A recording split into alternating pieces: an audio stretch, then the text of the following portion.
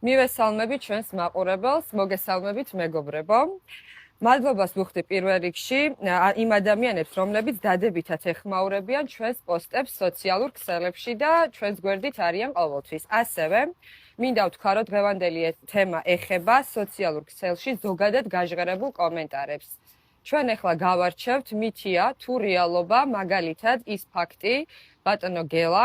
რომ თქვენ სამსახურში მათემოტორსის კომპანიაში მხოლოდ თქვენი ნათესავები, მხოლოდ მეგრელები და მხოლოდ ახლობლები არიან დასაქმებულები.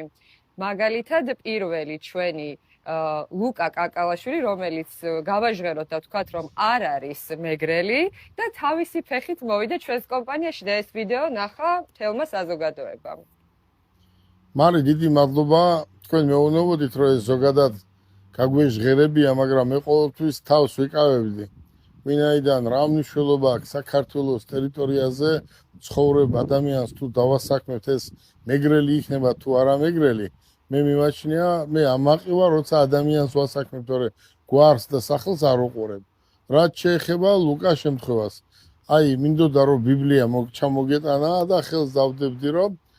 უბრალოდ გული დაგწყდება, ხო არის ზოგიერთი ერთი ვიღაცა წერს, რომ აი ვინ წერს გეტყვით ახლა აგერ просто ამოვაბეშტიე და აი ვიღაცა წერს ქალბატონი ნინა ქალბატონო ნინა კარგი ადამიანი ხარ გეტყობა კეთილი გული გაქვს და ბევრს სიკეთეს აკეთებ მაგრამ უყურე ადამიანი წერს რომ ეს ბავშვიო ალბათ თქვენი ნათესავიაო მე მინდა ამ ნინოა თუ ნინაა თუ რაც არის ამ ქალბატონს უთხრა რომ ამდენი წერა რა თუნდა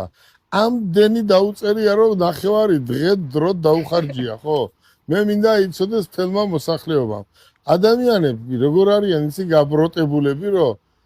აი ელარჯი რომ მიართვა ეს ღომი იყო გეტყვია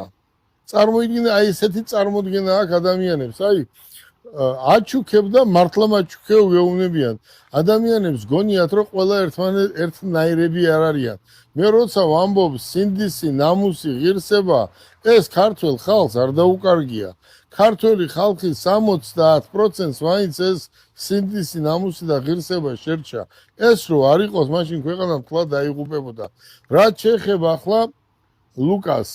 აი ლუკა იყავი მარი შენ რო ბავშვი მოვიდა არავინ არ მოყოლია ბავშვი პირდაპირ მოვიდა და ბიჭებს კითხა რომ ბატონი გელას ნახვა მინდაო და ჩვენ რო კაფეში ვიყავით მე პროსტო გამეცინა რომ აი